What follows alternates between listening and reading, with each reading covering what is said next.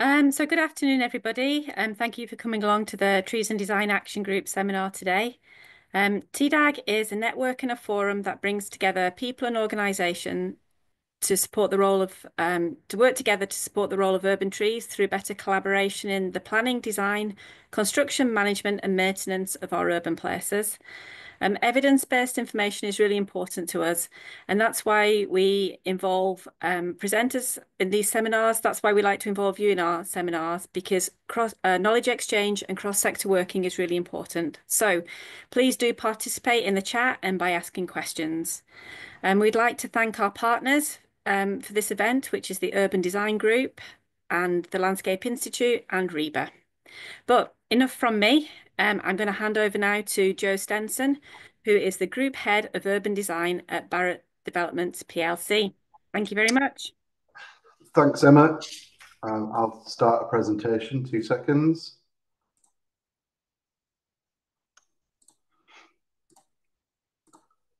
Hopefully that's coming up.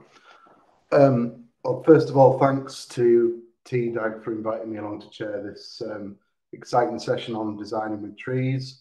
I'm just going to briefly introduce myself and run through a few things from Barratt Redrow's perspective. I'm Joe Stenson. I'm Group Head of Urban Design at Barratt Developments, now Barratt Redrow, as of a few weeks ago. Our developments that we build across the country have a significant focus on designing with trees in mind. We employ a landscape-led approach from first principles, and whether that's with existing green infrastructure or proposed trees, they're a key consideration that we hold dear to every development that we design. It's a little bit of a I don't know, an old hat statement, but we really should be thinking just beyond the two-dimensional green circle that's distributed around a site layout or a landscape master plan. To think beyond just indicative trees, but think about how they're actually curated, managed, and how they'll act as a legacy for people who live in the places who will eventually occupy the places, enjoy them, bring up children there, and especially regarding the customers that purchase our properties. So providing meaningful open space that contains varied planting, can always enhance open spaces, streets, and of course, from an agenda perspective, provide now a biodiversity net gain or contribute towards a biodiversity net gain. Our group guidance provides a multitude of different solutions for urban, suburban, rural landscapes, holding how to design significant pieces of public infrastructure and open space with tree planting at its heart. Also, obviously, how to engage with stakeholders, consultants, management companies to ensure that trees are curated properly, as well as street trees, rich landscape specifications for public open spaces that give them interest and define them properly is an absolute must from our perspective. And for our customers particularly, we've gathered a significant amount of data from our customer insight piece with Savanta, where through a limited sample of 2,000-ish of our customers or potential customers, a question amongst or posed to them was that they value shade and amenity that trees bring to public open spaces and areas, which may seem like a no-brainer, but for us it's an important thing that reinforces our approach. Similarly, that trees provide air quality or a greater influence on air quality when trees exist in an area that someone lives. And again, quite an easy to confirm statement, but it's a piece of data that we'll like to rely on. Naturally, with developers, things don't always go quite right, and we're conscious of that, and obviously always trying to improve and ensure that our best practice is adhered to, so that our places are the very best they can actually be for our customers. Because when it does go right, and when things are curated and managed properly and create really stunning pieces of localized landscapes, particularly in the street scene here, without much effort, without much, but it creates such a striking effect for a place to live. And on that, we celebrate every year with our divisions across the country, so that we can learn from everyone's experiences and what we've built in the last year and delivered. And then there's these two awards that we give out each year are from both Great Places, which is the built environment piece, and on Green Spaces, which is focused more around landscaping. And this year, the Great Places winner was at the Chocolate Works in York, which is a fantastic urban scheme next to the old Terry's Chocolate Factory. And on the right there, the Green Spaces winner was in Kingsbrook in Aylesbury, which is a large development that we've been working on for quite some time with our partners at RSPB and others, which is a definitively landscape-led scheme. So with that, that's me, and I'll stop sharing. And like I say, I'll be chairing this session, and I'll be handing over to Peter Thurman from Thurman Consultancy, and he can take it away. Thank you very much. Just going to be trying to join. Hang on a sec.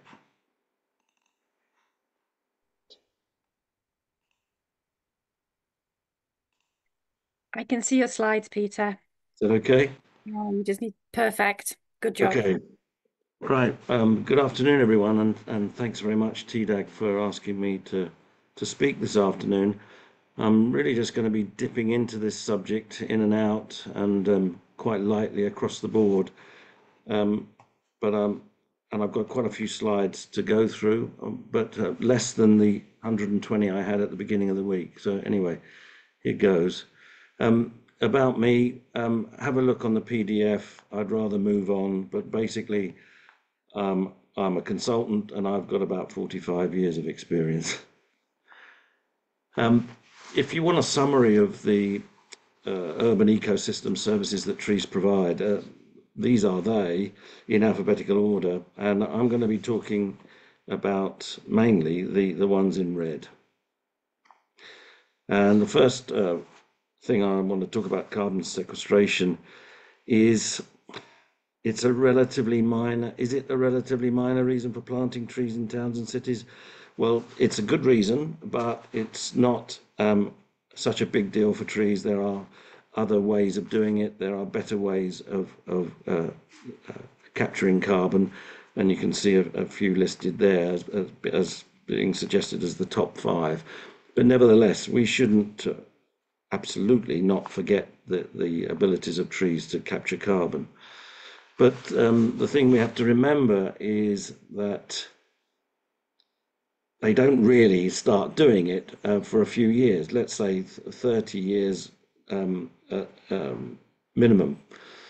And it means that we really perhaps should be planting long-lived trees in order for them to actually do this job for us.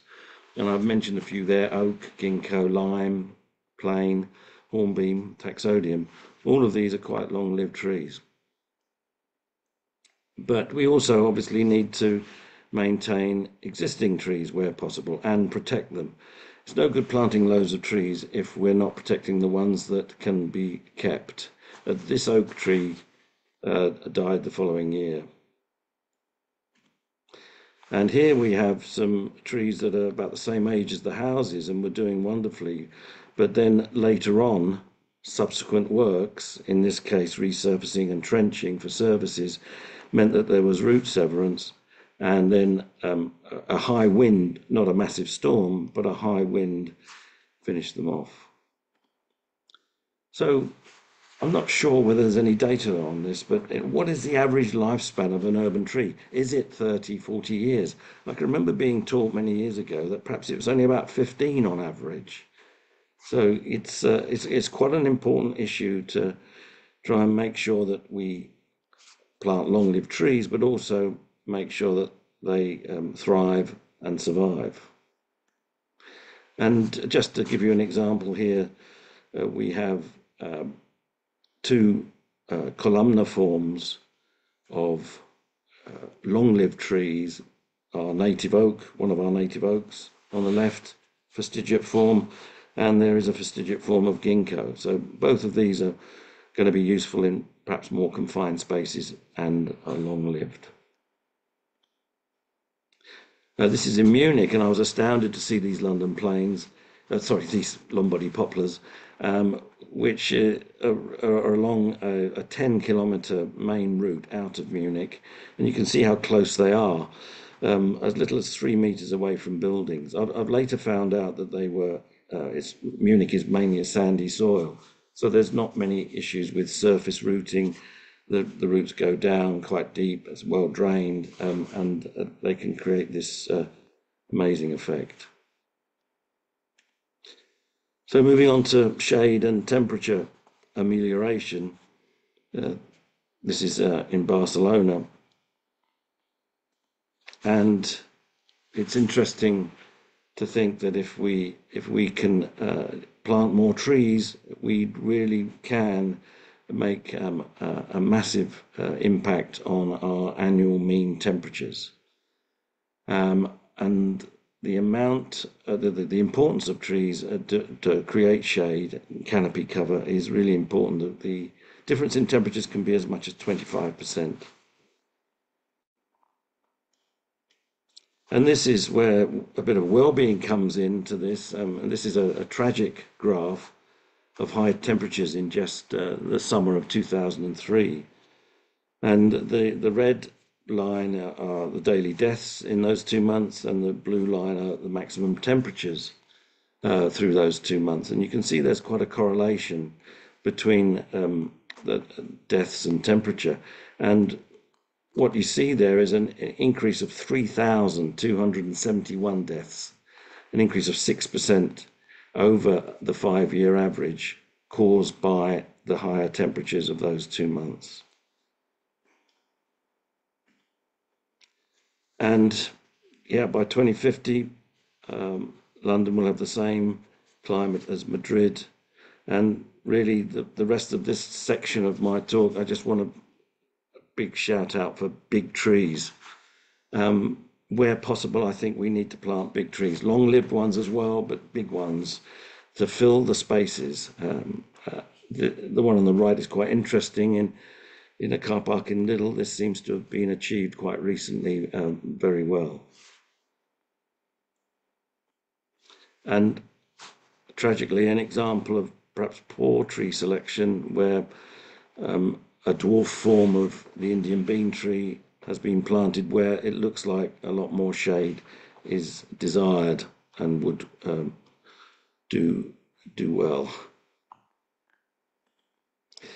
So moving on to biodiversity, the one predictable thing about the changes to our climate is that they will be unpredictable.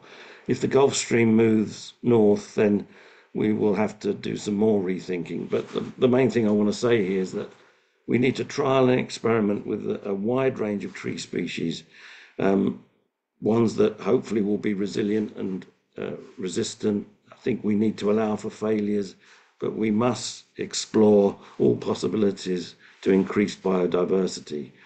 So maybe throw out some of the existing lists that are around. Look in the books and you'll see lots of plants, lots of trees being considered conservatory plants or for a south-facing wall. I think we need to look at those again. And there are lots and lots of trees that are forgotten and neglected, maybe collected some years ago, only growing in a few collections, doing well, but they've been forgotten. And those thriving in both milder and colder parts of the UK. Lots of trees have a wide natural range, and they've only been collected in the past from a small part of that range. And I think we need to, people like Henrik Schoeman are collecting trees from different parts of areas where trees have grown in a wide range of different habitats. And also we need to look at some areas where it's proving that trees are doing well, like in the Caucasus and in Central and South America at altitude. And those areas are being actively explored. But just to show you some of the possibilities, Here we have a really lovely hornbeam on the left that was introduced in 1992, and it's proving to be not only beautiful but very resilient and tough. And I've got good hopes for that in the future. Also, Castanefolia is been around for a long time. It's got a wide distribution, and we haven't really tried it. It's the largest tree at Kew, but it's really not being tried out in urban areas. It's readily available. Sorry, my mouth is drying up. The tree on the left is the sort of southern European version of our field maple, and is an absolutely fantastic tree, almost evergreen, the Montpellier maple. And the crepe myrtle on the right, the Lagostromia, is still in Hilliers described as a plant for only the warmer parts of Britain, but it is now growing as a street tree in quite a few areas. It's got great potential. These two, Melia and Tetradium, wonderful flowering and fruiting trees. They've been around for a long time, as you can see, 16th century. I've seen the one on the left, Melia, in Switzerland growing perfectly well, and Tetradium is just not being tried enough. Both of these have great potential. Just to give you an idea of what we've possibly got in front of us in the future, this is, you may know, you may have it in your house as quite a common house plant. And it's native of subtropical regions, mountainous regions. But this one got too big in Hackney and was obviously put outside, and it's doing really well. Absolutely extraordinary growth. And the same for the Norfolk Island pine, which you can see all over the world in warmer climes as a coastal plant, avenue tree, fantastic thing, but normally not considered hardy in Britain at all. It's often sold as a Christmas tree for indoor use in Britain, and I think this is where this tree came from, and it's now doing particularly well. And there are a few of these now in England that have been planted out, having got too big for the house. I think it's also important to check out trees to avoid. I've never seen a list of trees to avoid, and that's just as important. And Gleditsia species, most of them are thorny, but really thorny, and possibly ones to avoid in urban areas. And fruiting trees, well, in Valencia in Spain and many Spanish towns, they expect to see them, but they do clear them up, and they have a machine that shakes them even so that they can collect them. But in more temperate regions, fruiting trees, absolutely fine, community orchards, absolutely fine, but I'm just worried about fruit and hard standings, hard surfaces. They do get messy and they can be slippery. Ailanthus altissima, tree of heaven, considered invasive in quite a few American states now. It's getting that way in Britain. It is extremely vigorous, a lovely tree, but possibly soon to be considered invasive and unacceptable in Britain as well. Horse chestnut, fantastic tree, but it suffers from so many diseases. I don't think I've used it in planting schemes for about 15, 20 years now. It's just such a shame, but it's really struggling at the moment. There is another horse chestnut, an Indian horse chestnut, which is fantastic, Aesculus indica, just as big, perhaps even more beautiful, and doesn't suffer from any of these pathogens. A personal thing, this, but purple leaf trees, I consider them possibly becoming or being black holes, especially if they're in the shade or the sun is behind the tree and the viewer is in front. You just end up with a silhouette. Be careful where you plant purple trees. I'm afraid quite a few trees have weakly attached branches. It's a genetic thing, and the Raywood ash, which is a wonderful tree, especially in autumn, does suffer from this. So you need to be really quite careful. Even sort of just strong winds can break them out. Drummondii, I don't think I've ever specified it. It is so prone to reverting back to green. It needs very high maintenance to maintain it. Just not worth bothering about, in my opinion. And two that are overplanted, I think, and not, well, okay trees, but very important in certain aspects. But Betula pendula, our native silver birch, is a short-lived pioneer, really don't doesn't like being pruned. It's short-lived. It won't sequester carbon satisfactorily, I don't think. Caloriana pear, low water demand tree, used for lots of housing schemes where the developer still only wants to dig 1 meter footings, even in heavy clay soils. Thank you for listening. Here's a few future references down there on the left. Thank you. And thanks for that, Peter. Very interesting, and really enjoyed seeing some of those images that you showed there. I've been asked if there's any quick fire questions specifically for Peter. Obviously, we've got quite a significant number of questions generally for Sure. all presenters in the chat. Have there been any earmarked specifically for Peter, or has anyone? Yeah, there was one. Okay. Recommendations for highways and street trees, Peter. Well, there's so many. I mean, we are actually uh, uh, really got a wonderful range of trees to use in all areas. As far as trees in streets are concerned, I do have one thing I'd like to say, and that is we need biodiversity, but that shouldn't stop us from planting single species streets, because that's where the wow factor comes. The problem that we're doing is we're planting the same trees, limes and London planes everywhere. If we made every street a different species, we could get away with a monoculture in one street. And whole cities, there's enough trees around for us to do that and still not have a problem with sort of outbreaks of pathogens.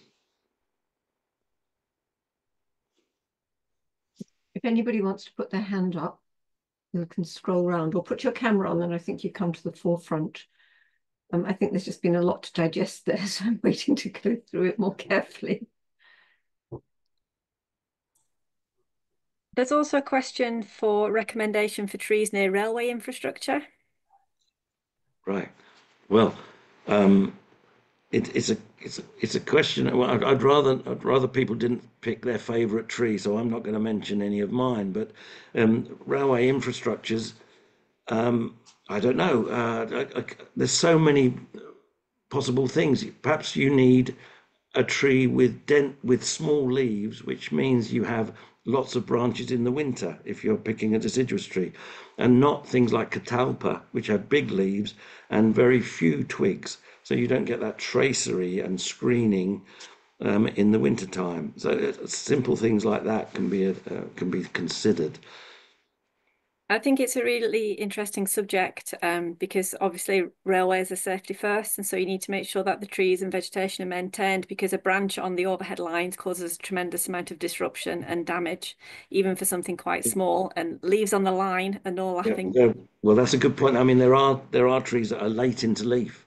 Things like ash, all sorts of ash, not just our own native, but ash come into leaf quite late, and they lose their leaves quite quickly, and the leaves biodegrade quite quickly. So it's those sort of leaves, possibly trees, that we need near railway lines. There's quite a lot of specific questions in the chat, Peter. So maybe if you want to go through and Will do. share some of your favourite trees with the audience, that would be great. Okay, I'll have a look. Yep.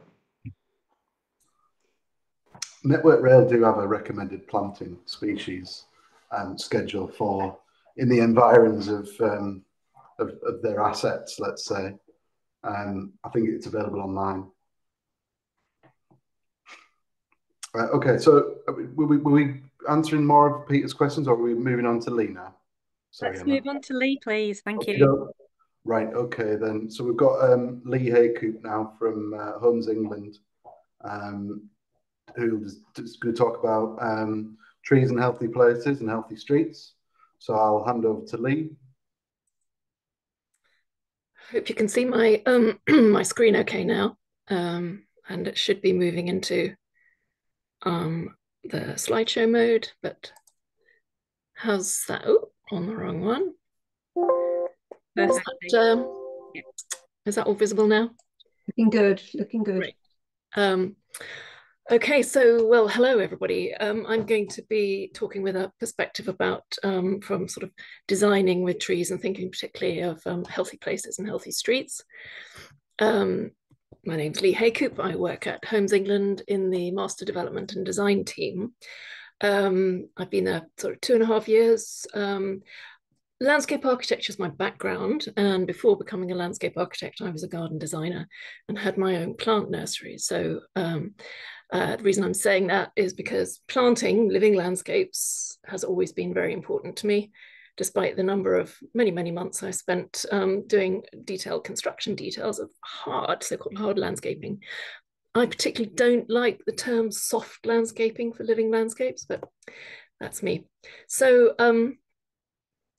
at Homes England, we use Building for a Healthy Life as a quality assessment tool for design quality. It's well understood and accepted in the sector. And if you look at the 12 considerations there, with your sort of tree hat on, your landscape hat on, you'll be able to see that a lot of the considerations there, for example, character, well-defined streets and places, wayfinding, navigation, healthy streets. A lot of these actually, yes, trees feature.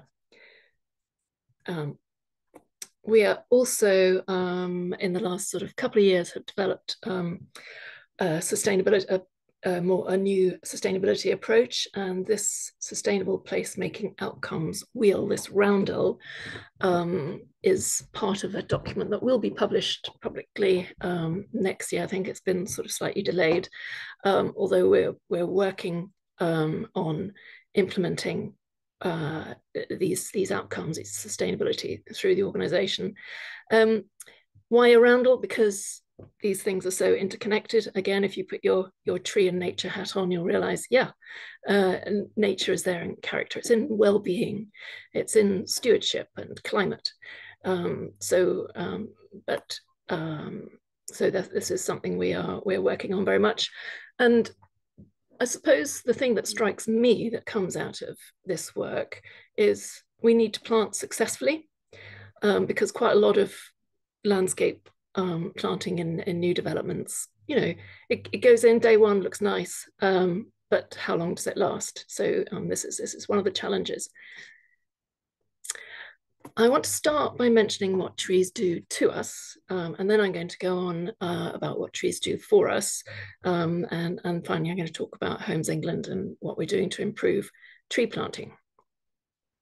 Well, they're one of the largest natural forms, apart from mountains and skyscapes and seascapes and such. They will mark our horizons. And we are woken up each season, aren't we, by impactful trees, blossom in autumn and in spring, and now in autumn, fantastic leaf colors, and they give us so many memories. So they're very important to us, and we like noticing life going on in trees. And I think if you know a tree that particularly interests you, you probably return to it and see what else is happening. You keep on noticing and you build up a relationship with that, and that's connecting you to that becomes very important. And we make attachments to trees. So going anti-clockwise from top left, there's my Austrian pine tree at the bottom of my little terrace house garden, which I've grown since it was a tiny little seedling from my Lincolnshire garden. I'm really, really attached to it. Wouldn't want to move when it was younger because I didn't want someone else to come in and chop it down. I'd say it's now a young adult, old teenager or something like this in terms of age. It when there's a high wind, you hear the wind through its needles. It's had a pigeon nesting in it for 2 years, and it makes pine cones, which is absolutely thrilling, even if the squirrels eat them all. Below that is a painting that hangs on one of my daughter's walls, which she bought before the sycamore gap tree was cut down. But that uproar is surely an indication to us how deeply people care about trees. And then we have trees like this Ankerwick yew, which is around 2,000 years old, and we're simply kind of overwhelmed by something that could be so amazingly old and have seen so many centuries that we can only kind of get the history books out about and learn about. But that tree has lived through it all. This is venerable trees. And of course, because I live in Sheffield, I must mention the attachment people showed when Amy's Streets Ahead project was cutting down trees. Well, you know, citizens won out, which was absolutely wonderful. But that came about, largely one of the drivers behind that was a piece of machinery that Amy were using, planing the pavements. It was saving cost, and guess what? The trees got in the way. So I would say most of us in there, I'd say probably everybody in this room has a completely different value to that. And that is actually the values we need to have for nature recovery. So I would like to think that everybody is going to, you know, that concept of you can save a few quid and make a bit of extra profit for your shareholders. I'd like to think that that concept will be shifting quite dramatically as more people come to realize we must have nature recovery. This country signed up to it. So that means we have said we will halt and reverse nature loss by 2030, which is just down the road, for full recovery by 2050. So we need, as designers, thinking of designing with trees, we need to think of the structure, composition, the biomass, and functional characteristics of living landscapes and green infrastructure, key to biodiversity. And we need to think about how they function and how we can nurture these landscapes, how we need to design for that nurture for them to function well, because we need these ecosystem services. Tree species differ. And this small list of acers and cherries and a couple of oaks and lime trees is from Hirons et al., who were looking for ways to measure trees biodiversity that could be rolled out.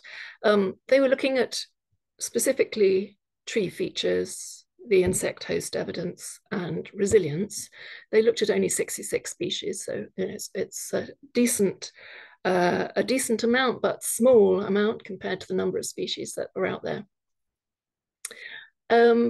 I wonder if people in this room have heard or say that oaks support 423 species. So that's something I've often heard in the past as a landscape architect, and extrapolated from that was people sort of meaning, well, and therefore all native trees are totally brilliant and support a similar number.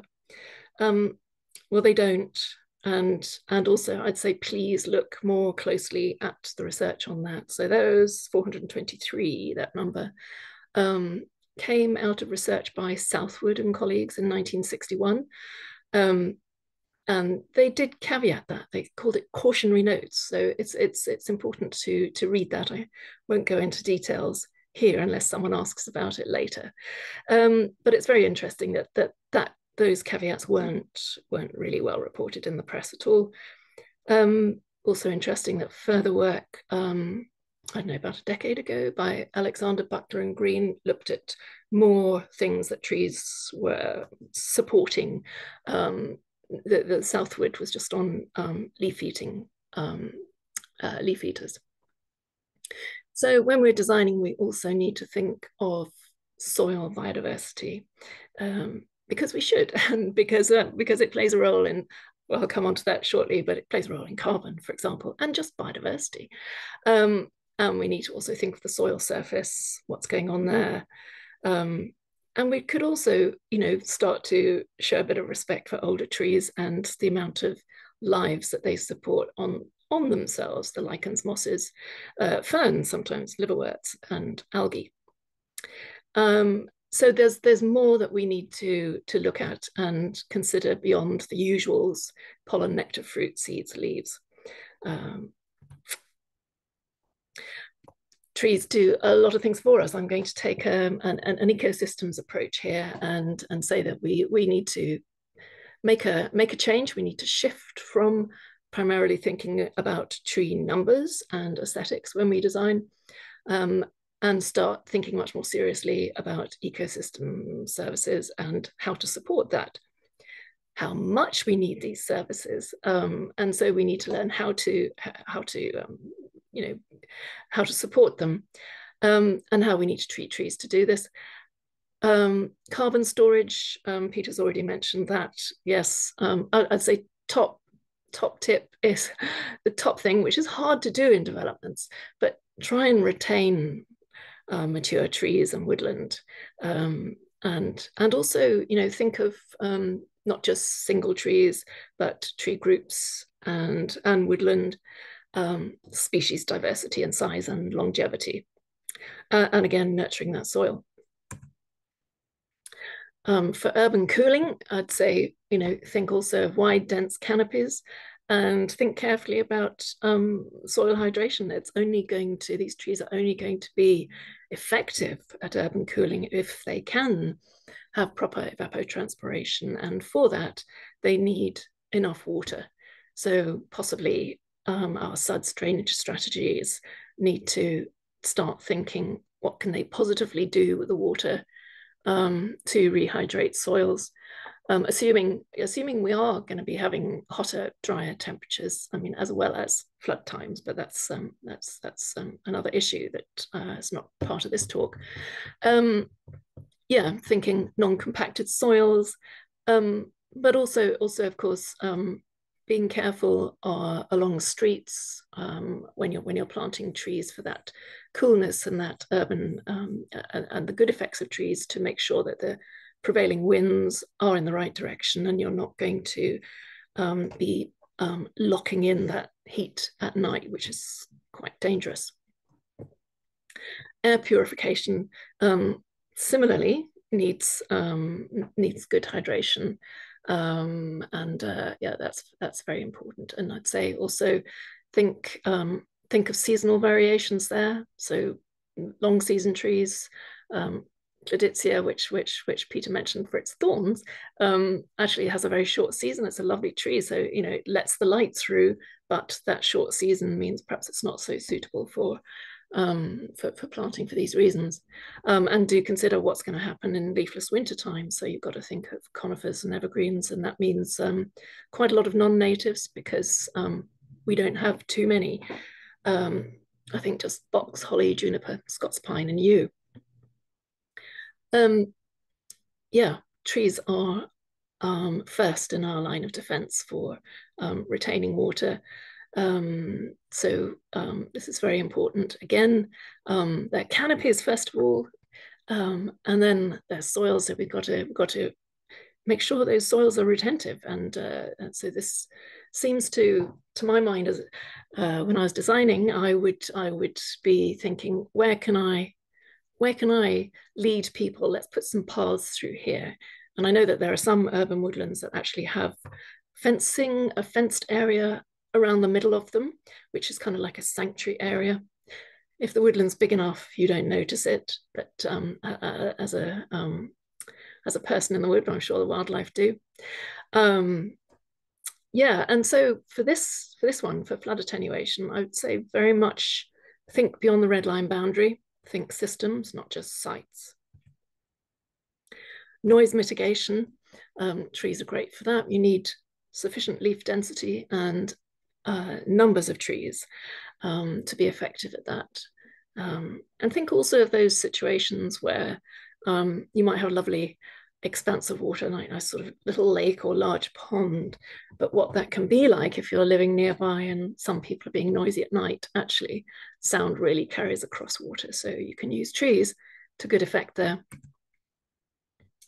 Food growing, of course, there's a lot of good stuff and different sizes. So you can have magnificent walnut trees, mulberries, and medium size, and then down to little things like, dwarf plums or hazelnuts, which aren't, I suppose, medium sized sometimes.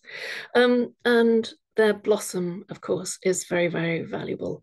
Pear blossom, particularly early, so even extra valuable for invertebrates.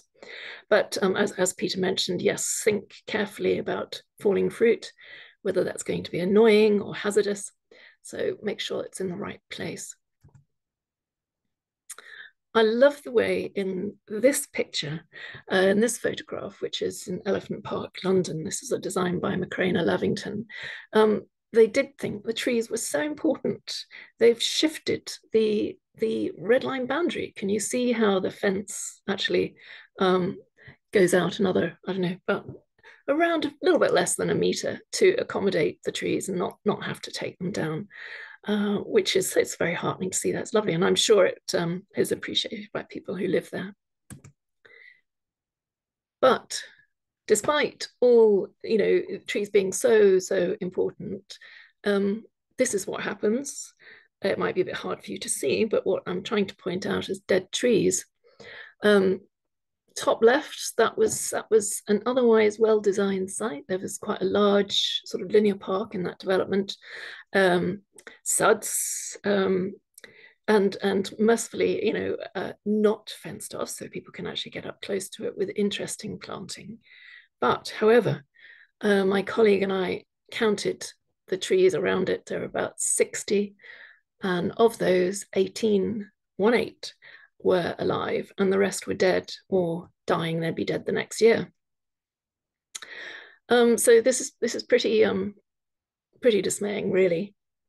And why? What's happening? I want to get to the bottom of this. I want to make sure this doesn't go on happening.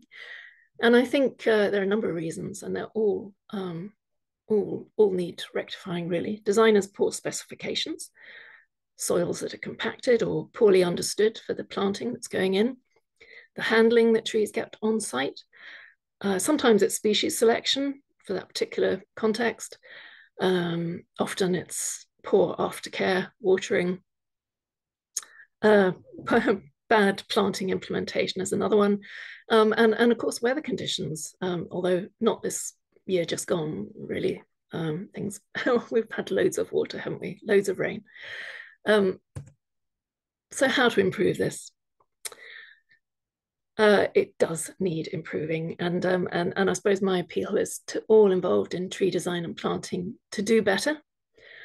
But at Homes England, that sustainable placemaking outcomes roundel that I showed you earlier, we've developed a passport to go along with that, so that every project will be looking at all aspects of those sustainable placemaking outcomes and thinking about them, designing with them, measuring them, monitoring them as the project develops across its various stages. I've been working also on a demonstrator project with a colleague, which is going to lead to improved processes and hopefully, fingers crossed, a new tree standard for Homes England. And a forthcoming Homes England Nature Positive plan, which myself and some colleagues are working on, that is action to reverse the loss of nature. So it's totally imperative. But we need to understand it's difficult to do because ecosystems have multiple dependencies, and it's challenging to set measurable goals. But of course, it is absolutely essential to do this, and we're working on it. And the great thing about nature positive plans is that they're not, unlike BNG, that is statutory and sort of a hard start where it came into force. Nature positive plans are about signing up to it and saying, these are the things this organization is going to do. This is our start. We're going to improve. We're going to look at it every 2 years or something like this, and we're going to look to make it better. But the goal is clear. It's nature recovery. And of course, my last sentence will be, we shouldn't any longer take for granted an unending supply of natural resources, which again is part of a nature positive plan, because it's looking at impacts beyond red line boundaries. Where are you extracting your materials from, and so on. And I think that that sentiment came across very strongly in Natural England's a couple of weeks ago, wasn't it? Their launch of the State of Natural Capital report for England. And that's me. Thank you. Thanks, Lee. Really appreciate that. Again, some really fascinating images in there, and I really liked the example of your tree in your garden. It's lovely, lovely to see. So, have we got any specific questions there for Lee to answer? I've been trying to pick them out of the chat, but it keeps skipping around when people add a new one in. So I've been struggling a little there.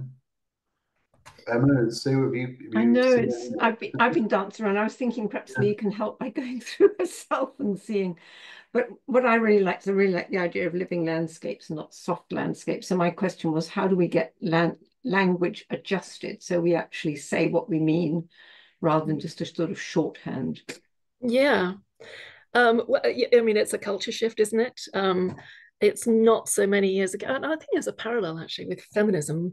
I often think, you know, a decade, even as recent as a decade ago, landscapes were a bit like the sort of 1950s or even more recent than that, housewife on her husband's arm. You know, she was there to look decorative. And you know, so we need to make that shift, and part of that shift is in the language. So do tell off your colleagues. Say, no, I don't want to use that term soft landscape. You know, just like I suppose a lot of women, myself included, if men do that old thing of interrupting me because I don't seem to exist in a meeting, I will actually make myself quite prominent about that. So I think, yes, living landscapes. And the other thing about landscape, I think that's so important, is that it comes through so very many stages of development. So another message I'm trying to get across is it's not an add-on at the end. I mean, that's even in the National Model Design Code. It's, I don't know, item 5 or something. It's off on its own down the order of priorities, it seems, and all these things need to come up in terms of priority. And another part of that message is relating how interconnected the biodiversity crisis is with the climate crisis. It's not just carbon. It's, you know, it's this whole thing. Well, that's why the circular thing was so important. And also just sort of actually understanding how to do the right things at the right time and how to generally collaborate. There have been questions earlier which aren't addressed to you, you'd be glad to know, but how to integrate street lighting and trees, because too often the two are done completely independently. Oh yeah, well, I could comment on that actually, because I think on one of my slides, although I didn't speak to it, but Peter said, you know, do have single species avenues down trees, and I think down streets, and I would say possibly, but from a design perspective, what's easier because of all the other infrastructure that's going in, and because of pests and diseases. But if you loosen up and say, well, actually, let's have maybe 3 or 4 different species down the street, different sizes, and then you can have, you know, street lighting can have something smaller there by the street lighting. You've got some bigger trees further along or something where it accommodates. So it just makes the design more flexible. And if we're talking about language, please can we all consider, I cannot bear the word tree pit. It immediately thinks of tree coffin. So that's another one that we need to adjust. Okay, I'll stop because there's lots of questions and I think we need to do a bit of sorting out here. Okay, shall we move on to Ryan? Oh, and here he is. So Ryan is going to present a case study. I won't tell you where, I'll leave that to him to reveal. But thanks, I'll hand over to Ryan. Thanks, Joe. I'm just going to share my screen.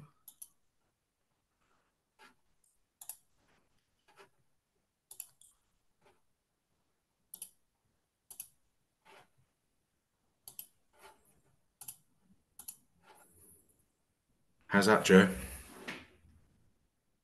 We Not, don't see anything, Ryan.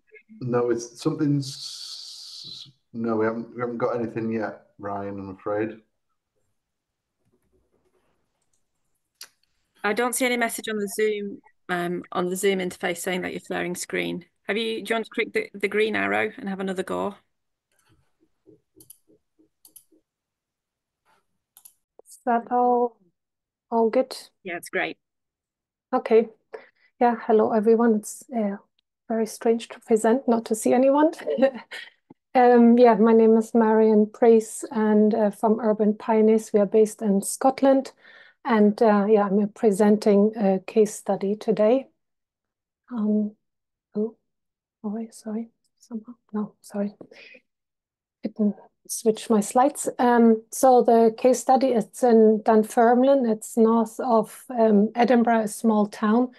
And it's the Linburn corridor, which you can see here in the orange highlighted, and also this two housing site. That was 8 or 9 years ago. We got commissioned to look at this large green space and green infrastructure, as there is or it was a burn that was culverted, and the SEPA was looking at renaturalizing it, and then the Fife Council decided they also then wanted to do some green space infrastructure, like some improvements, because at the moment it's basically or was a green desert, and they commissioned us to do a whole master plan, and that also then included the two housing estate. And especially the two housing estate, it's a very deprived area, with everything from very multiple deprivation and lots of social issues there as well. So first, we undertook the master plan. It's quite big work, looking at all the spaces. So we are looking at also improving social spaces, because first there was like hardly even any benches or anything even within this large green space, or any except from a football field and some really old play spaces, not much happening. And also looking at improving a bit the path networks. They already had upgraded to include some cycle infrastructure. Then key was also at tree planting, looking at structural trees, especially because the green spaces were so extended, and even in between you have roads cutting through, and it's not really clear. You can't really see the space at one, and sometimes even the entrances are very hidden between the houses. That we wanted to use a structural tree planting to provide a connection between the different areas, but then also within the housing, it's very difficult to read how they built the housing estate, where actually the fronts and backs of the houses are. So again, we wanted to use structural tree planting to get a bit of hierarchy, but also wayfinding into these different spaces. Then also, planting more native trees and trees with special interest. And then also looking at more long grass and wildflower planting, because back then most of the green space was just cut grass. So that was the original master plan, which was completed in 2016. And then the council tried to get funding for this. It was very difficult, and they didn't get the money that was actually needed. So in the end, we got really, much lower funding available, and it was also split over 2 phases, which was quite interesting to work with as well, to have an initial phase first planted, and then a second phase and certain infrastructure built. So it was, but also the really big move from the master plan was then to figure out what are the priorities and what we are going to implement within the much more minimal construction phase and budget available. So that was the original master plan. The green dots, that are all the existing trees, and then the magenta ones, those are all the new trees we proposed. And you can see here the ones in lines, those are all the structural tree planting we wanted to put in to kind of lead people into the park from the adjacent housing. And the orange ones in between here, these are lots of social spaces, and here you also see the renaturalized burn. But as I said, that was originally master plan, and we had to scale back quite significantly. Just to show you how it looked when we first worked on it, this was here the culverted burn before the renaturalization. And you can see this was our vision, to bring like more play onto the slopes, have long grass tree planting along the new burn. And those are the play spaces, which we then also wanted to plant up more, bring play within the trees and seating and long grass. And this is the housing estate where, yeah, you can't even really find the entrances. Again, using structural and secondary planting to get more hierarchy, and then also hide all the big tarmac surfaces and low planting. And here just another one, just getting more biodiversity in with long grass tree planting, low planting, and social spaces. But as I said, that was all the big vision. And unfortunately, we couldn't actually implement it. But I just wanted to show how we started out with the vision, and then how we went to actually implement it on a much, much smaller budget. So this is the renaturalized burn today, which got implemented first, and then we started with our construction with our first phase. And that included, before I come on to the planting, I just wanted to show this again, also the social spaces. We had to be really creative of like, just really minimal interventions, such as, for example, this basketball area, just putting in some seating. That was a really weird little basketball thing there before, which nobody used, but by just putting this in, it immediately is very well used. And just even putting a new picnic bench in, that's now really well used. Or just little seating areas with exercise post, which is very also by groups now used. So we had to be really inventive with the small budget, how we still get different activities integrated, or like thermoplastic markings that show the entrances, because we just couldn't afford any larger signage. But coming onto the trees, so we decided to go for fastigated hornbeam as our structural planting, and that goes to all the different green spaces along the main routes through the site and into the site. And you can see here everywhere. And as you can see, yeah, some of the trees, that's what just got touched on.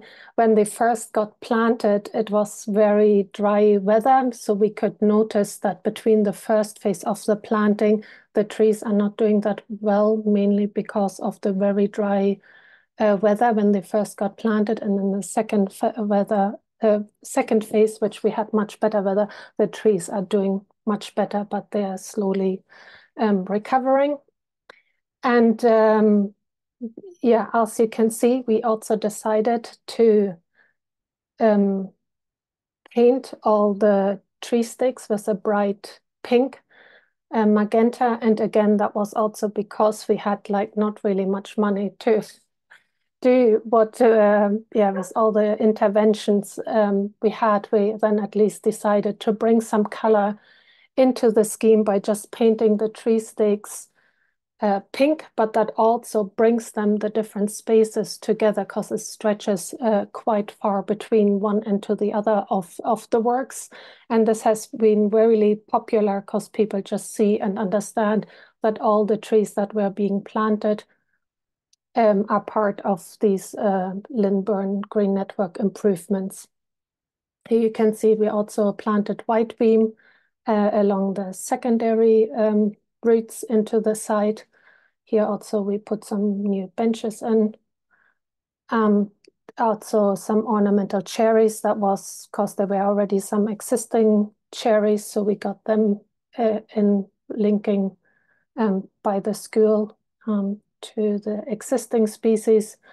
And another one was also for the two housing estate, all the tree planting within the actual housing we were not allowed to do because maintenance just said they have not the funding or the budget to do any tree maintenance within the estates and along trees, along the streets. So the only trees we could actually plant was in the green spaces, in the bigger green spaces, just on the outside of the housing estate.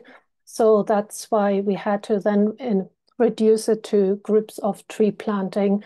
And we have some hornbeam, some ornamental cherry, but then also katsura tree for some special interest. And here another group of hornbeams. And again, that was all, we had to liaise a lot with the maintenance team of the council to decide where we could plant trees and where we couldn't plant trees. And here also with special interest, some groups of silver maple. And then a row of native trees close to the also community garden, which also became part of our works with crabapple, rowan, and white beam. And because also we just couldn't plant as many trees as we wanted. There was another organization, the Five Coast and Countryside Trust, which also was part of the project, who were also doing loads of engagement. So we coordinated a lot with that group and volunteers to plant small wood planting by volunteers. And also we needed to plant willow trees along the burn to help with the stabilization of the burn in the future. And then we really wanted to acknowledge that so many volunteers and local residents and businesses either helped to fund the tree planting or undertook the actual tree planting, that we created these posts, again, with the same color of the magenta. And then as you can see here on the right, it says who donated or planted the trees on these stakes. And then also the name of the project or the site is the Lindburn Corridor. And again, that worked so well, having this involvement from the local residents and volunteers and businesses, also having the color. So everyone knew whatever all the different works we were doing belonged to this project. And usually there's really high vandalism in these areas. And we really had hardly any vandalism, hardly any tree damage through vandalism in these areas because of this involvement with the community. And that's just the community garden briefly wanted to show, which was also part of the works. And here we planted also a community garden orchards with apple, damson, pear, plum, and nuts with wildflower meadows underneath. And again, you can see the magenta painted tree sticks are everywhere. And last but not least, which was also proved really successful, we set up, or that was my idea, because I saw from case study in the Bronx that a tree adoption was really successful there with helping with connecting or creating a positive link to trees and also reducing vandalism of trees. So I started this tree adoption scheme where anyone can, a local resident or business can adopt a tree. You don't pay any money for it, but it's just really to create a positive link. And especially around the community garden, almost all the trees have been adopted and you get a certificate for this. But then each tree which is adopted, I did them all myself. I engraved little aluminium labels with adopted by and then the name and we hang them on the trees, and it's actually also, they create a very nice sound in the wind. And yeah, thank you. That's everything for mine on this case study. Well, thanks, Marion. That's a fascinating piece of public infrastructure there and landscape. I had a sneaky look on Google Maps just to go and check it out myself. It looks fab, and the idea of the tree adoption thing's great. Yeah, and actually the Five Coastal Countryside Trust, they actually are doing it now throughout the whole council as a project and doing this. I I may got have funding in my book about perhaps nicking that idea. Anyway, Yeah. no, thank you very much. That's fascinating. Has anyone got any direct questions for Marion on the basis of her presentation?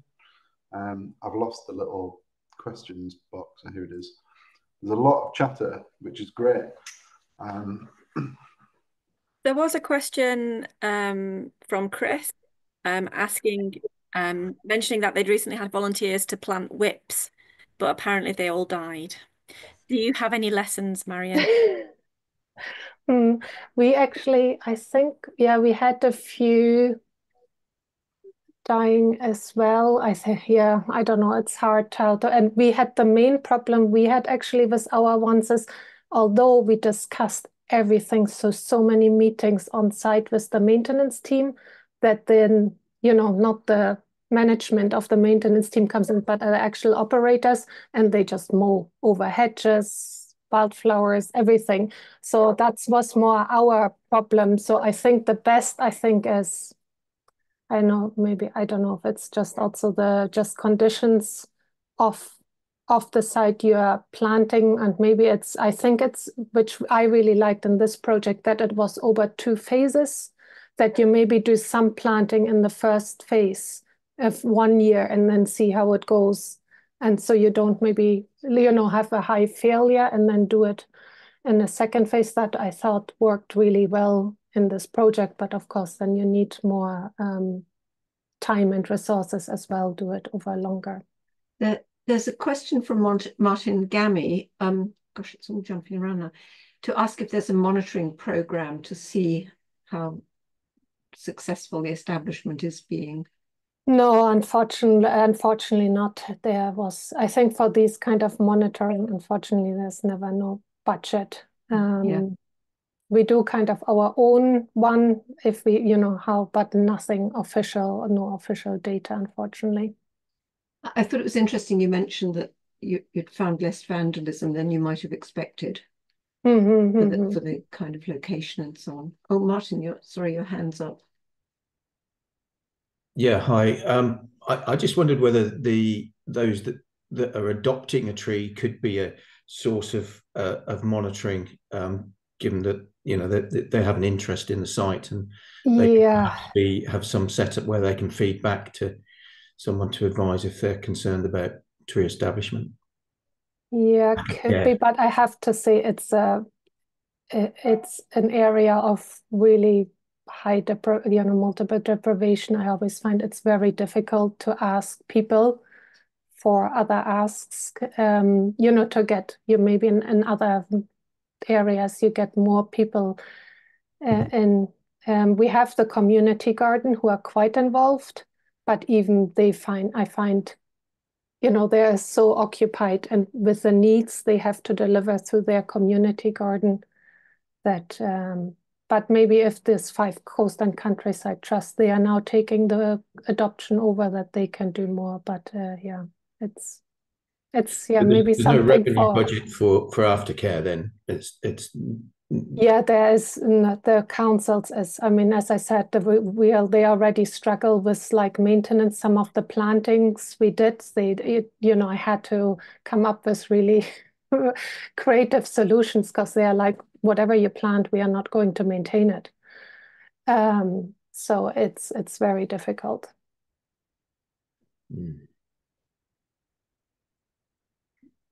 Oh, somebody put in here, recruit some tree volunteer wardens. I think someone also asked whether you'd been able to come to a solution with the maintenance team that were inadvertently damaging the trees. I think this is an issue we probably have in Birmingham as well. Yeah, well, the only solution, like we came to that they agreed all the the tree planting areas where they were more comfortable of mowing around and not mowing. So but yeah, no, as I said, nevertheless, they still mowed over some stuff. Yeah, so not, yeah, I don't know. I don't even know the answer to that because I felt I did everything, I could. And even that didn't seem enough. And I even came now, we replanted a hedge because the council mowed it over. So we have to now stake it out. I think for the future, if I do more maybe whip planting, or like if that's an issue, you have to stake it out so they can clearly see where not to mow.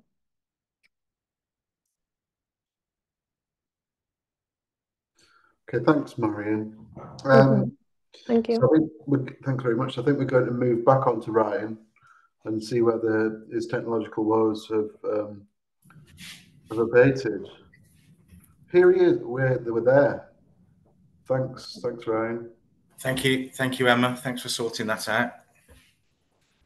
So, hi everybody. I'm Ryan Murphy. I'm a landscape architect, urban designer, and I'm founder of Bradley Murphy Design. We were founded back in 2011. I've been invited to talk today by TDAG about placemaking with trees at Alconbury Weald. Next slide, please, Emma. So Alconbury Weald is a project as a company BMD are incredibly proud of. We've got one of our offices there as well.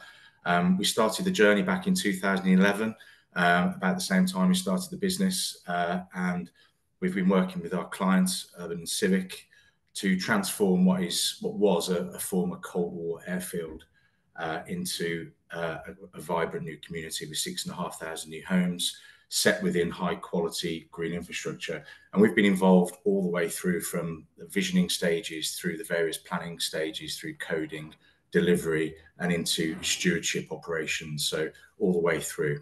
Next slide, please, Emma. So from the outset, we worked with stakeholders, Natural England, amongst others, Wildlife Trust and Huntingdon District Council, and collectively we developed a strong landscape-led vision for the site, which underpinning this is this notion of taking down the fences, taking up the tarmac and creating this network of green runways to provide a lift-off for nature, which connect woodlands, replenish grasslands and recycle water, and ultimately, over time, establish what will become the Weald, or a new urban forest in Huntingdon.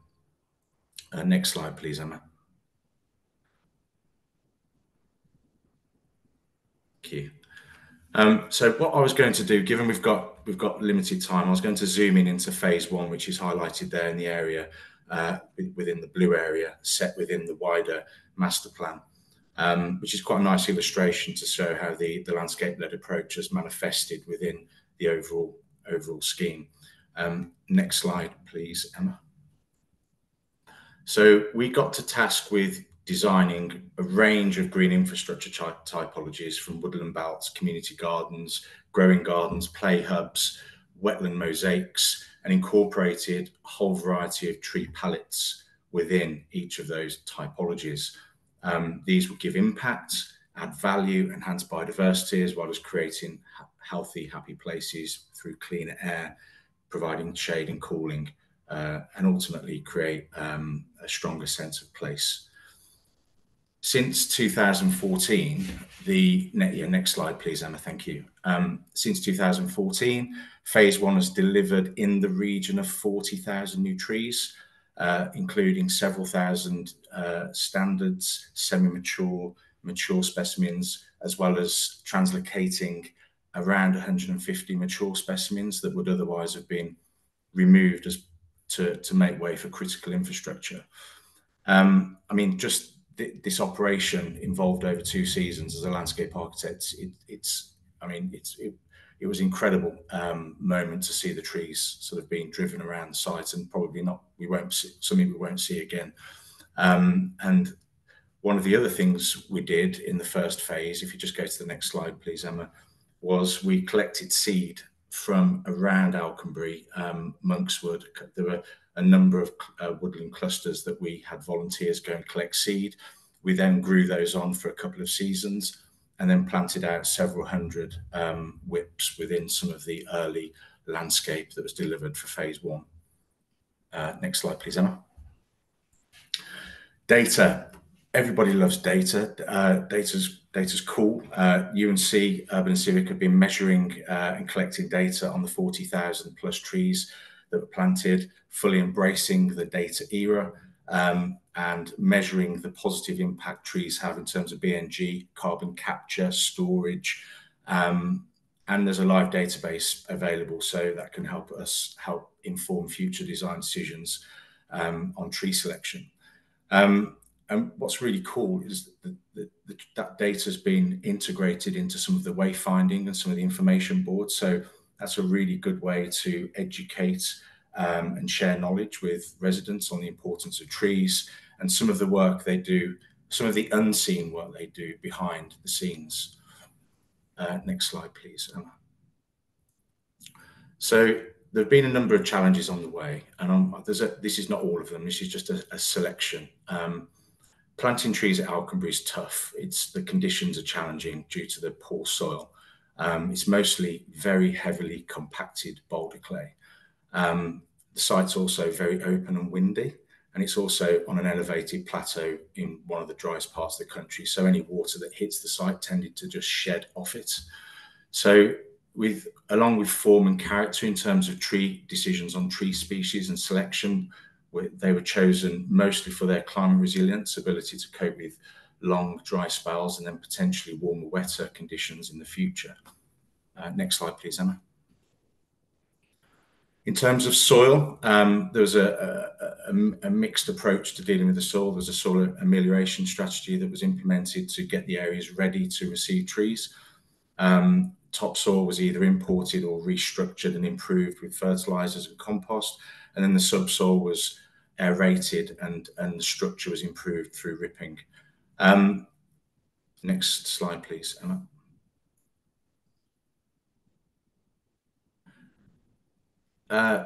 Sorry, Sue, we've used tree pits in the slide. Apologies for that. I'll think of something else.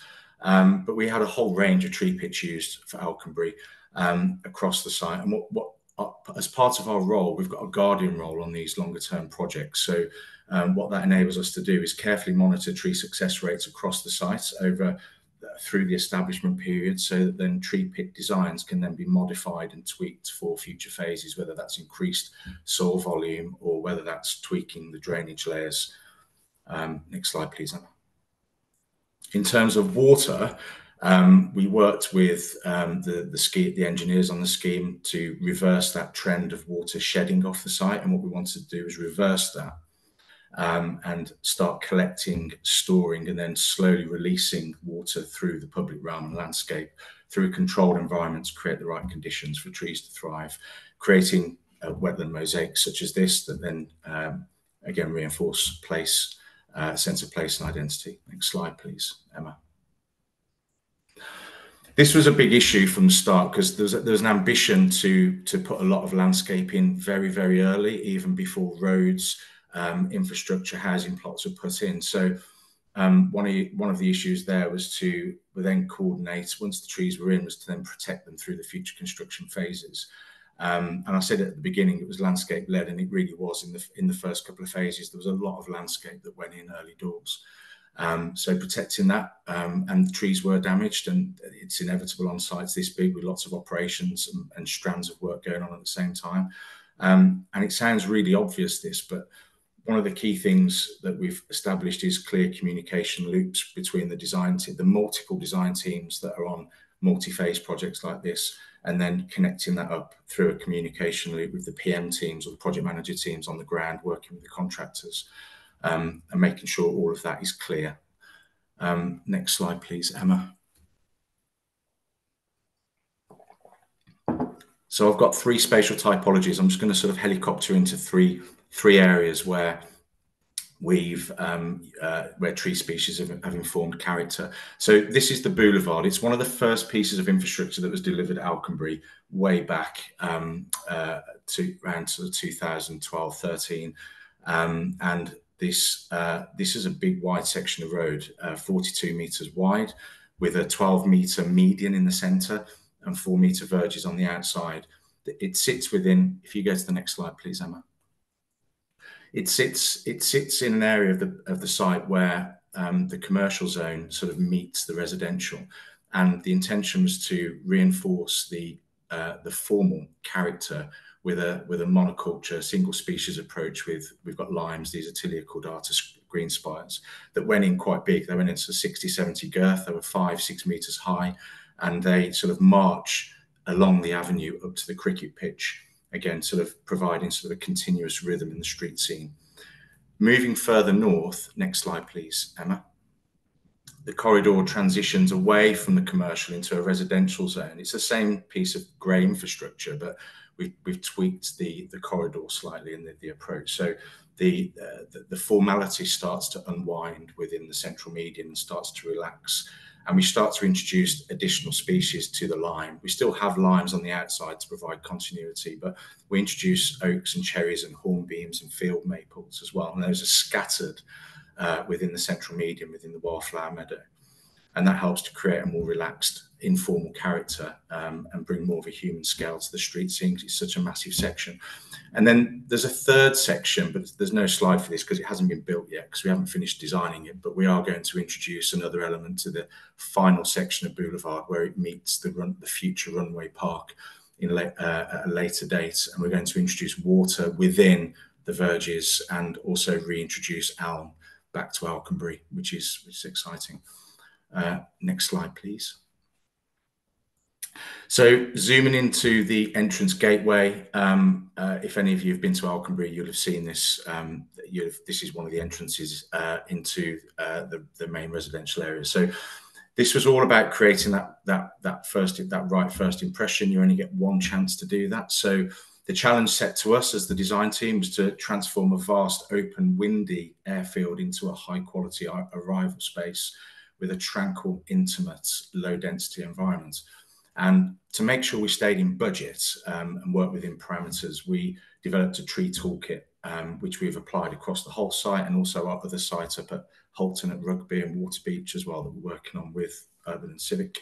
And basically that helps us strike the balance between the sort of the instant impact film set landscape, which people want, or the clients want at day one at the entrances, to create that sense of maturity from day one, and balance that with lower or moderate value areas where we can afford to go in with smaller stock and allow those to grow and evolve over time. So the same approach applies to grass as well, to the meadows. So we've got amenity grass seed all the way up to an instant impact wildflower turf.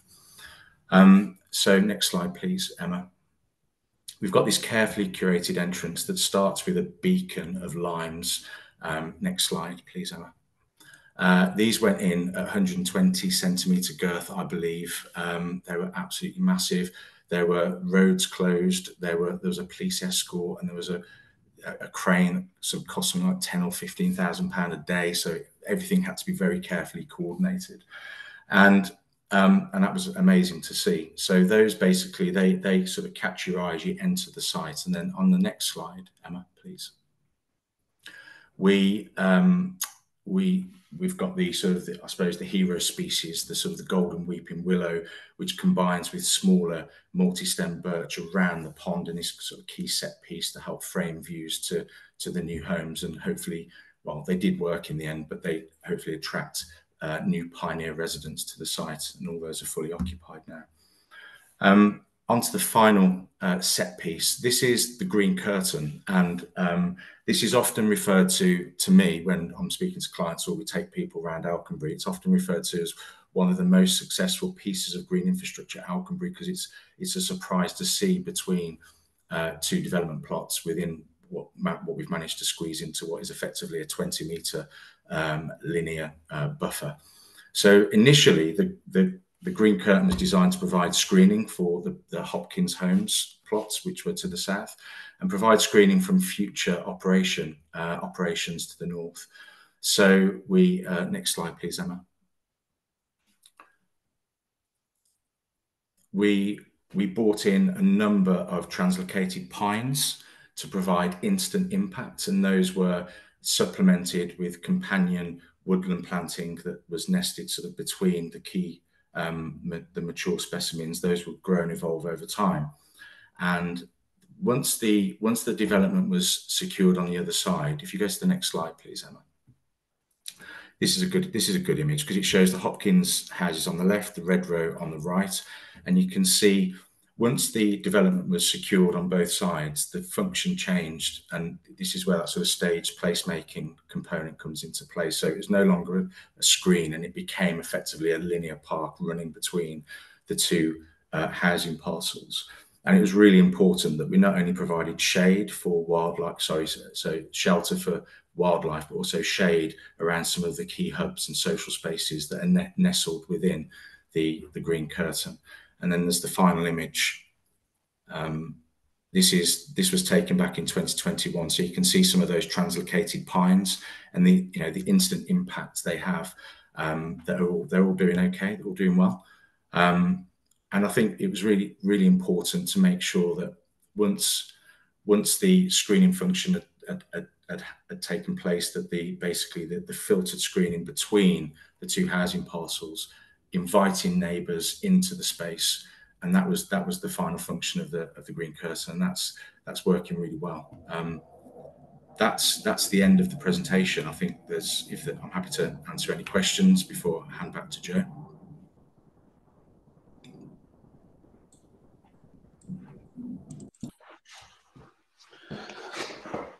Is there anything specific? I think there's something at the bottom about asking whether the translocations were successful. I'm interested in that because in our landscape guidance we specify that a translocating tree is always better than getting rid of it with cost allowed. But yeah, I've never actually seen it done in practice, so it'd be interesting to hear. So the success rates at Alconbury they're around 80%. And the key to the translocation exercise was making sure that it was the prep work that needed to be done either a season or ideally 2 seasons before. And that takes some doing, and also making sure that you've got the haul roads in place as well for the translocation vehicles. I think this tree spade was like the largest tree spade in Europe available with a 3-meter bucket.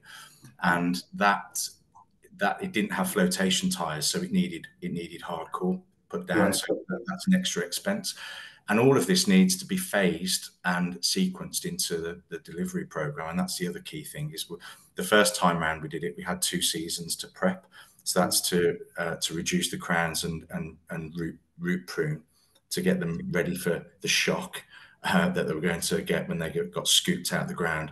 And I think the higher success areas are the ones where we had 2 seasons to prep, and the second round was only 1 season, unfortunately. I've just seen a couple. Some of the questions have kind of been answered by people, so we can pass on those. But question from John Rowley: are the roads within the estate adopted by the local authority? Who has maintenance responsibility for the trees? The maintenance of the trees and anything within the soft areas is all managed by, it's all a management company. So once the establishment period has ended, it then gets handed across. And sort of linked to that, what kind of monitoring has been done for the trees, the water quality, biodiversity as evidence of what is working? That's a combination. There's a wide cast of people involved in that. We're on the ground as well through implementation and through establishment. The landscape contractors are involved through sort of a staggered phased involvement as well. We're going through establishment, and then there's and then the management company ultimately then with Urban and Civic take the final view. Because, sorry, just me now diverting a bit. Well, just a quick question. One, I can't find the person who gave it, but there's been a lot of discussion in the chat about integrating all the different elements of infrastructure like lighting, tree, and so on. And you had a really great slide which said you'd managed to get all the parties properly talking together. Has that allowed you to get more useful outcomes than sometimes we've actually managed in practice. It definitely helps having it sounds easier than it is in practice. I think it's having all the right people in the room at the right time and making sure the sequencing is right. I mean, there have been instances where we've done all of that, and for whatever reason, there's a lighting column sequence that comes in and takes out half the trees, or the display changes.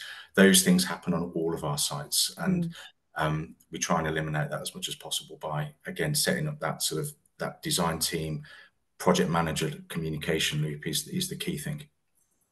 I just seen it was Lorraine who raised the question. Lorraine, is there anything else you would want to pick up on that one? So pop on your camera and your mic and tell us.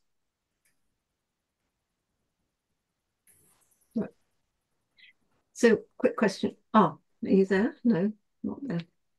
Yes, there. Hi, you're muted. Hold on. Is Yeah, that you're there? you can hear me? Yeah. In fact, I think I may have even worked on Alconbury years ago. So it would have been a really long time ago now for us as an involvement. But I was wanting to kind of raise the fact, and I've come along today because trees are so important on a site. And yet, as everybody's kind of indicated, you know, often there isn't that coordination. I do quite as a consultant, I'm always asking those questions really early on. And I think it doesn't happen as often as I would like, where the tree guys approach us before siting the trees. And it's often that then, yes, we need to move trees or need to do stuff that isn't that coordinated later on because nobody's thought to talk to us. Whereas I'm always actively trying to get in touch with tree people very early on in the process. So is it because, I don't know, is it not part of the thought process perhaps for you tree specialists, or you know, I find that the developers as well don't always have that desire to get us all working together really early in the process before tree positions are finalized perhaps? There is a tendency to I think what we've tried to do is, across Alconbury over the years, you try and break out the silos that we all end up being: landscape architects, engineers, you've got the utility guys, and there's different clusters of consultants, and sometimes the process it feels quite fragile sometimes because it's relying on just, you know, the right people or good people talking to each other at the right time. What we've tried to do is move away from that and have more of a structure in place, whether it's in the meetings or whether the separate technical coordination meetings that are paid for by the client, because, you know, putting things right it will end up costing more to put things right than just paying for a bit of extra coordination time at the right time in the project. Absolutely. And we're always usually on our bigger projects in at early doors with all the other parts of the design team. But again, that doesn't always happen with clients, and they tend to shoehorn lighting in very late in the process. So, Yeah. but I'm certainly a huge advocate of getting trees in with us, but it has to work. And we obviously have British standard technical details that we have to meet, which, you know, if you move a tree by half a meter, it maybe doesn't make a massive difference. But if you move a lighting column by half a meter with LED, you know, restraints now, that we don't always have those luxuries like we used to, where we could move things a little bit around. So I think it's, you know, maybe those kinds of understandings that we need to speak better with each other about. Absolutely. There's a question from Alistair Barnes, which is the level of tree cover in the high density areas of Alconbury the same as the medium low density areas? From experience, it often seems that high density doesn't benefit in the same ways from green infrastructure. I think across the site, in terms of a measure that we've got, I mean, this needs to be updated, but it's just over 30% canopy cover that we've got across the site, and it's pretty consistent. And I'd say Alconbury at the moment I'd say it was more of a medium density scheme across the board. Does that help? Yeah, and I was going to say, are you getting good feedback from residents? Because obviously they're the ultimate test of success. Yeah, when I pop into Alconbury, if I take my kids there, and we're on the play spaces, talking to residents, just getting chatting, and it's become what's amazing is people have dropped the Alconbury from the place, and they call it the Weald, and it's the place with all. And there are people, we've spoken to people that don't live there, that want to move there, that they come to Alconbury or the Weald to use the play spaces, and they refer to it as the place with all the trees, which is lovely. Can I chip in and ask a question on that? Do you charge a green infrastructure maintenance fee for the people who live on the development to help support the maintenance of the green infrastructure moving forward? As I understand it, there is a service charge, which is hence the management company, and that's I can't remember exactly what it is now. I think it's just over 100 quid, I think.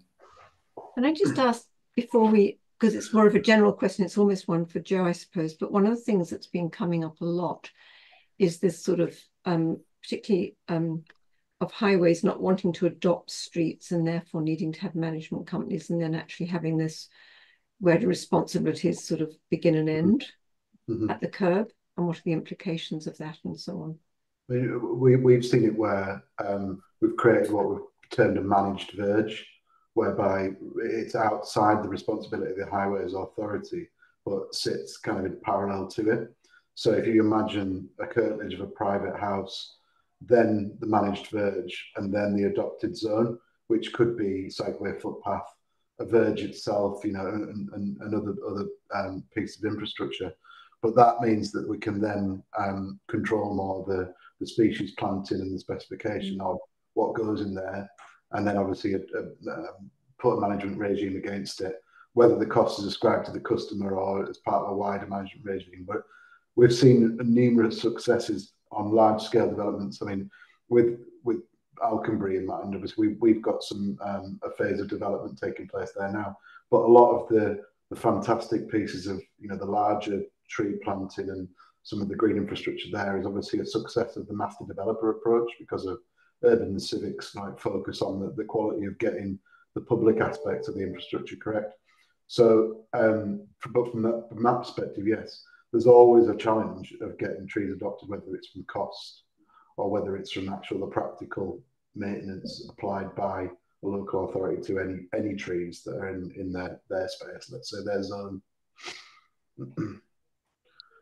Oops, question from Chris Moyer. Was there a biodiversity strategy for the site, Ryan? There was, alongside landscape architecture, we also provided the ecological biodiversity services for the project as well. So yes, there is. Following on from that, sorry, Emmy, you'll have to wait. I have two questions from the chat, so. Yeah, do you think that BNG, now the design of Alconbury Weald, would be different? BNG, I think it came in just after the outline scheme was finished. So I think the BNG score for Alconbury is strong. I don't think so. No, I think we had a strong landscape-led approach. There was a strong ecological layer built into that, or a strand that run through it. So in terms of the spatial planning, I think it probably wouldn't be far off what it is now. Over to you, Emma.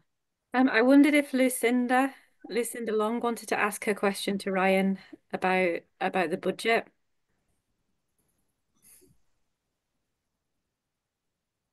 Okay, so I can ask it. The question is, how did you negotiate, or why did the developers provide such a large budget for the living landscape works at Alconbury?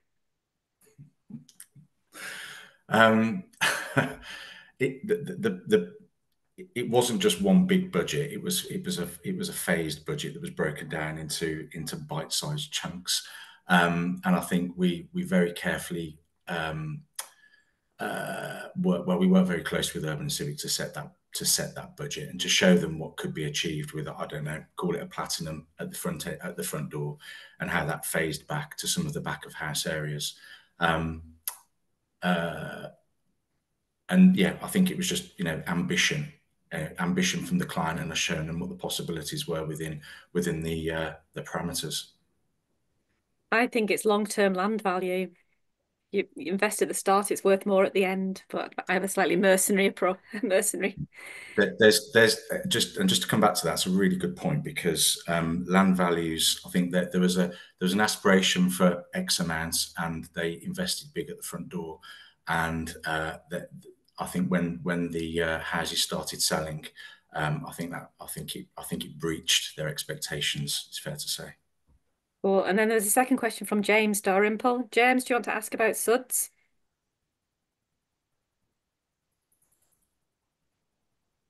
Yeah, hello, Ryan. Yeah, I was just wondering, I haven't had a huge amount to do with the Alchemy project, although we have as a business. I was just wondering what the drainage engineer's aspirations for managing surface water through all this lovely soft landscaped area was. There is a drainage strategy in place, and it starts to kick in more so as we get into the runway park in the centre of the site. The water is attenuated on the surface as much as possible, which helps to create variety and sort of drama in the street scene, as well as increased values, etc. But James, I can get in touch with you separately to talk about that with Stantec, who are the drainage engineers on the site, if that helps. Yeah, I've got your contact details. That would be wonderful, because there's a lot of advances being made in how we actually model surface water these days, which could be really interesting to chat about. Thanks, Ryan. No worries. Sue, should we welcome all of our speakers for a general discussion? Do you have a point to kickstart everybody off on Sue? So, Yeah. Peter and Lee, if you want to turn your cameras on, who's missing? Marion. Marion. Thank you, Sue. Do you have a And point? Peter, where's Peter gone? Yeah, sorry, I'm Are trying you to there? find my picture. Will appear in due course. It looks very nice, at least the road tree. So one of the things that's come up quite a lot that I've picked up is the whole question of utilities and how we better integrate utilities. And one of the things we've been doing with our street tree drawings is whether in new developments there should be shared utility ducts, just so that future confusion is reduced, and so on and so forth. And then somebody put in a question in the chat, if the roads are non-adopted or something, or the footways are non-adopted, is that an easier way to actually manage utilities?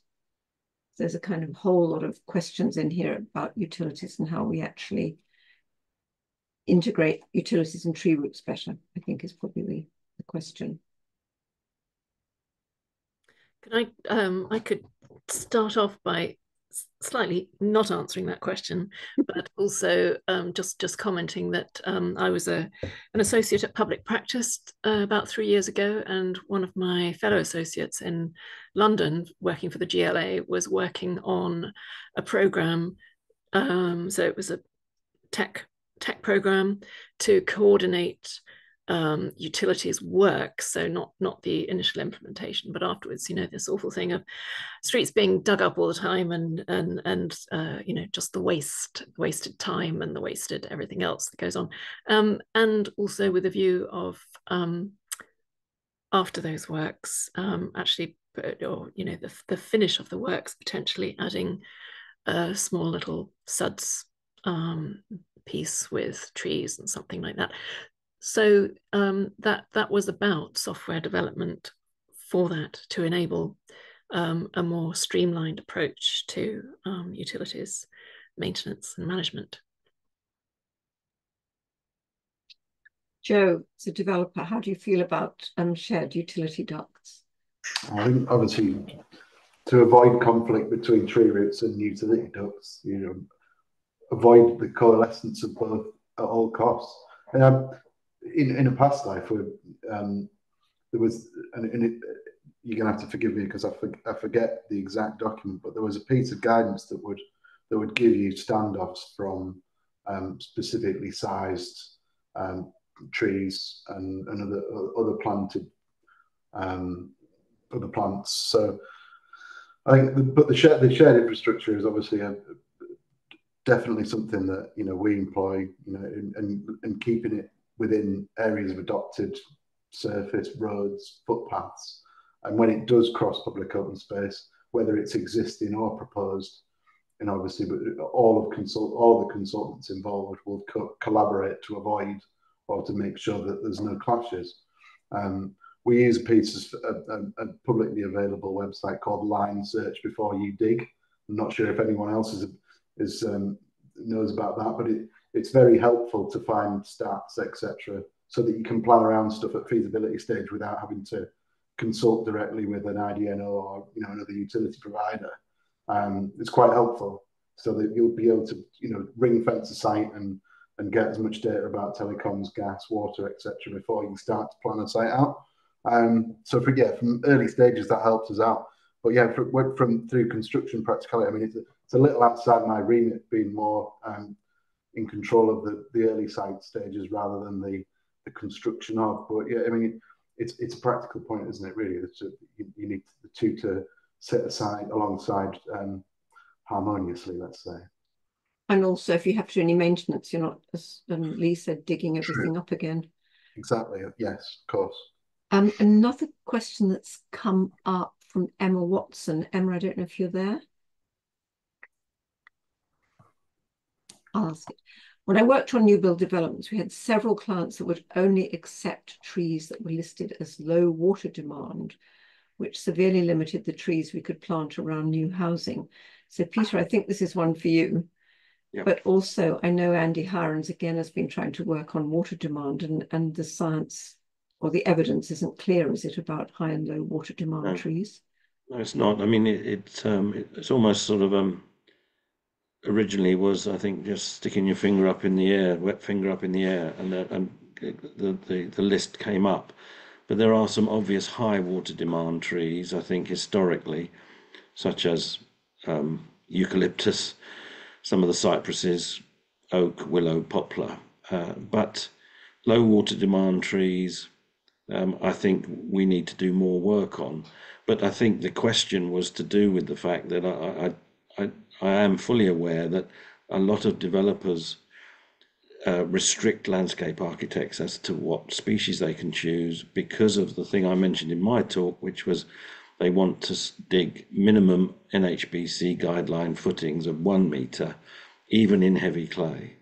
And there's obvious reasons for that. I mean, footings can be quite cheap. There are other ways of doing it, such as suspended pile and beam and deep piles, but a lot of developers don't seem to be interested in that. If it's of interest to everybody, I think I've put it in the chat. We're working, the NHBC Foundation, which is different to the NHBC, is actually looking at this whole issue, and including some work that John Patch has done and we've done on the different costs, so that you can actually have alternative approaches. Yes. And of course, as all houses are now going to have to be net zero carbon, reducing concrete is going to be a factor. So there's some things coalescing quite well. And I think if this is successful with the foundation, yes, and Robin Nicholson's on the call, so he might explain that to us a bit better, then there might be a review of chapter 4.2. Right. That would be much needed, I think. Yeah. Emma, can you see, there's so many things here, There is. There was also a little bit of debate earlier about native versus non-native and planting typologies. I noticed that Ryan mentioned planting typologies at Alconbury Weald, and I remember that there's a presentation from Leeds, maybe this time last year, where they had a set of typologies that people who were undertaking developments in Leeds could select a group of trees from that would be right for Leeds in its soil. And so I wondered if anybody had any comments on native versus non-native and also typologies. Peter, I noticed you raised an actual hand. Yes, I did. Two, if you like. There's obviously a place for native trees. We're not blessed with native species. We've only got about 50. 10 of those are willows. So we quickly soon run out of suitable species. And in our urban environment, often urban environments are termed urban deserts. Now, what do you plant in a desert? You plant desert resistant species, and some of those tend to be non-natives. I think natives are absolutely vital, but we have to also use non-natives for all sorts of reasons, including biodiversity, not least of all because in certain situations they're the only ones that we can get hold of that will survive. But I don't think we can be evangelical about natives. We can't afford to be evangelical about planting natives everywhere. We should plant them as much as possible, but it doesn't suit many scenarios. And I could chip in there with just something else I read in Hiren's and his colleagues was that most of the research to date has focused on natives, so there isn't that amount of research saying how brilliant non-natives are. Yeah, absolutely. We've got another really interesting question here from Hannah Rigdon. Hannah, are you around? And if so, can you turn on your camera or your mic?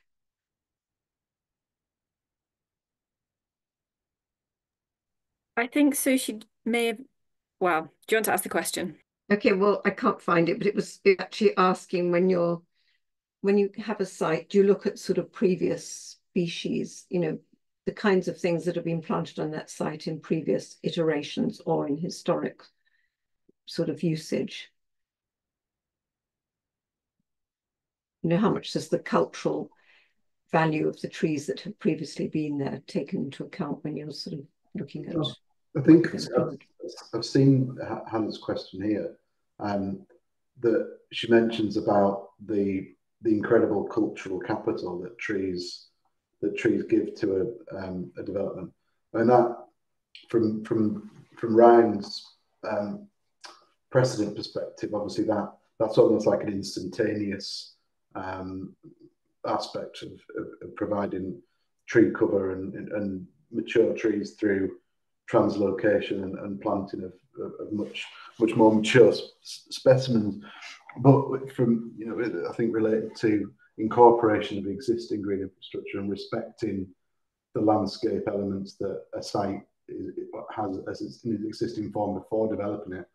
For us, it's a huge thing that we seek to address and respect trees in their existing form and provide them with an adequate space to continue to exist and become part of the general landscape within a development. Because obviously, to touch on Hannah's point, the cultural capital, it's about health and well-being, about using them as centerpieces to public open space, and they lift the development.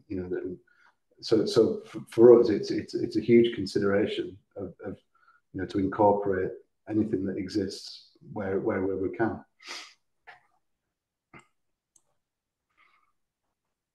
Has anybody got anything else they want to raise? I mean, I'll try and sort out this chat and make some sense of it for everybody to go on our website. But So I think one quick question on Miyawaki forests and whether has anybody had a go with them and what do we think? And then I think we should call the meeting to a close because it's been tremendous, but it's nearly 4.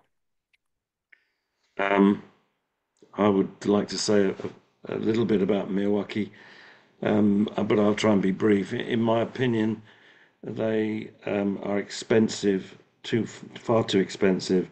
They're a waste of space. They're a waste of energy and activity, and they are a waste of plants. Does anybody have a contrary view or agree or oppose what Peter thinks? Well, I've only watched a webinar on the Miyawaki, which I was very impressed by. I have no experience of it, so that's interesting to hear, Peter. I mean, I was impressed by how this patch that they did the Miyawaki on established so well, so quickly, whereas an adjacent patch didn't.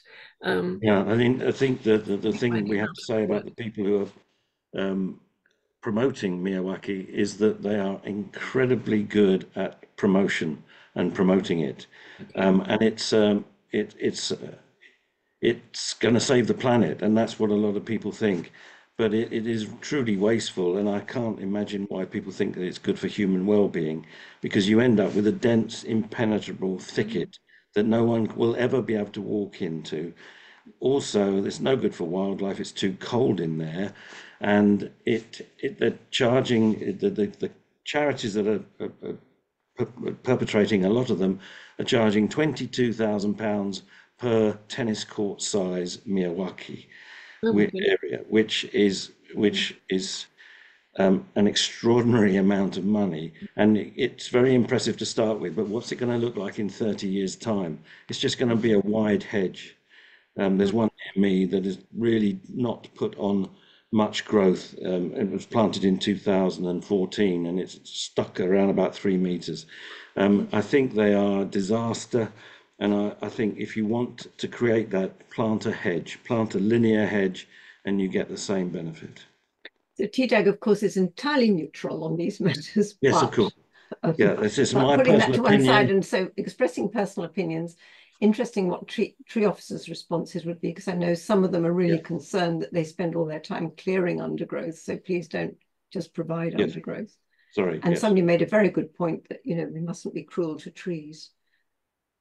I think someone also said that there was value in the Earthwatch do a lot of work with citizens, and so the volunteering aspect was very highly rated. And I wondered, Alan Son maybe said something about planting one in Leeds. Alan, if you want to say anything, now is your chance. Well, yes, I know it's not everybody's cup of tea, but if you go and look at the ones that were planted in the Netherlands 10 years ago, they are wonderful. They're full of kids playing. Some trees have grown, some haven't, and biodiversity, and a lot of them are measured every year, increase like crazy. Some places where there isn't any space to do anything else, it's far better to have one of those than not have anything and just have mown grass. And I think actually, even as they've started to do in Italy now, actually have floating ones on some of the rivers, and you can actually walk into them and float. And we have to move on and do all sorts of other different things. And yeah, as I say, they're not everybody's cup of tea, and they're not the best for everywhere. But occasionally, when you've got a very dense area and you get the kids involved in them, and they end up playing in them, and I think they're okay. Thanks, Alan. I think we probably need to call it to a close, but thank you ever so much for providing an alternate view at short notice, without any warning whatsoever. So, Peter.